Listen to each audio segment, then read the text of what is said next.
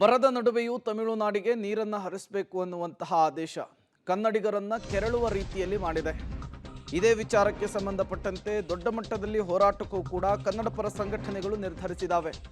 ತಮಿಳುನಾಡಿಗೆ ನೀರನ್ನ ಹರಿಸುವುದಕ್ಕೆ ಆದೇಶ, ಕನ್ನಡ ಪರ ಸಂಘಟನೆಗಳು ನಿಗಿ. ಕನ್ನಡ ಪರ ಸಂಘಟನೆಗಳಿಂದ ಕರ್ನಾಟಕ ಬಂದ್ಗೂ ಕೂಡ ಕರೆಯನ್ನು ಕೊಡಲಾಗಿದೆ. ಒಂದು ಕಡೆ ಬೆಳಗ್ಗೆ 11 ಗಂಟೆಗೆ ಸಭೆಯನ್ನು ಸೇರ್ತವೆ ಕನ್ನಡ ಪರ ಸಂಘಟನೆಗಳು. ಕನ್ನಡ ಪರ ಸಂಘಟನೆಯ ಹೋರಾಟಗಾರರು ಸಭೆಯಲ್ಲಿ ಕರ್ನಾಟಕ ಬಂದ್ ದಿನಾಂಕ ಅಧಿಕೃತವಾಗಿ ಘೋಷಣೆಯಾಗುವ ಸಾಧ್ಯತೆ ಇದೆ.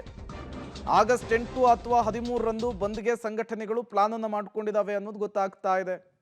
ಅದಕ್ಕೂ ಮೊದಲು ಸರ್ವ ಪಕ್ಷಗಳ ಸಭೆ ಕೂಡ ನಡೆಯುತ್ತೆ. ತಮಿಳುನಾಡಿನ ಸಿಎಂ ವಿಜಯ್ ಡಿ.ಕೆ. ಶಿವಕುಮಾರ್ ಅವರ ಜೊತೆಗೂ ಕೂಡ ಚರ್ಚೆಯನ್ನು ನಡೆಸ್ತಾರೆ. ಅಲ್ಲಾಗುವಂತಹ ಬೆಳವಣಿಗೆಗಳನ್ನು ನಿರ್ಧರಿಸಿ ಕರ್ನಾಟಕ ಬಂದ್ ಮಾಡಬೇಕಾ ಬೇಡವಾ ಅನ್ನುವಂತಹದ್ದನ್ನ ಪ್ಲಾನ್ ಮಾಡ್ಕೊಳ್ತಾರೆ ಅನ್ನೋದು ಗೊತ್ತಾಗ್ತಾ ಇದೆ.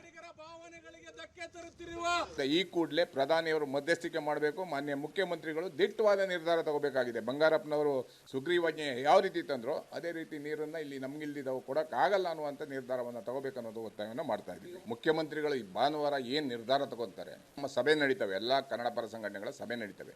ಅದಾದ್ಮೇಲೆ ಭಾನುವಾರ ಏನು ನಿರ್ಧಾರ ತಗೊಂತಾರೆ ಅದ್ರ ಮೇಲೆ ನಾವು ಯಾವತ್ತು ಬಂದ್ ಕರಿಬೇಕನ್ನೋ ದಿನಾಂಕವನ್ನು ಪ್ರಕಟಣೆ ಮಾಡ್ತೀವಿ. ಕೇಂದ್ರ ಸರ್ಕಾರದ ಕಣ್ ತೆರೆಸುವಂಥ ಕೆಲಸವನ್ನು ಮಾಡ್ತೀವಿ. ಬರೀ ಸಂಘಟನೆಗಳಲ್ಲ, ಕನ್ನಡ ಸಂಘಟನೆಗಳಲ್ಲ, ರೈತಪರ ಸಂಘಟನೆಗಳಲ್ಲ, ದಲಿತ ಸಂಘಟನೆಗಳು, ಕಾರ್ಮಿಕ ಸಂಘಟನೆಗಳು, ಚಿತ್ರನಟರು, ರಾಜಕಾರಣಿಗಳು, ರಾಜಕೀಯ ಪಕ್ಷಗಳು ಒಟ್ಟಿಗೆ ಸೇರಿ ಈ ಹೋರಾಟವನ್ನು ನಾವು ಮಾಡಬೇಕು. ಈ ಕೂಡಲೇ ವಿಜಯ್ ಅವರ ಜನನಾಯಕ್ ಸಿನಿಮಾವನ್ನು ಮೊದಲನೇದಾಗಿ ಸರ್ಕಾರ ಇಲ್ಲಿಂದ ಕರ್ನಾಟಕದಿಂದ ಓಡಿಸಬೇಕು. ಈ ಕೂಡಲೇ ಪ್ರಧಾನಿ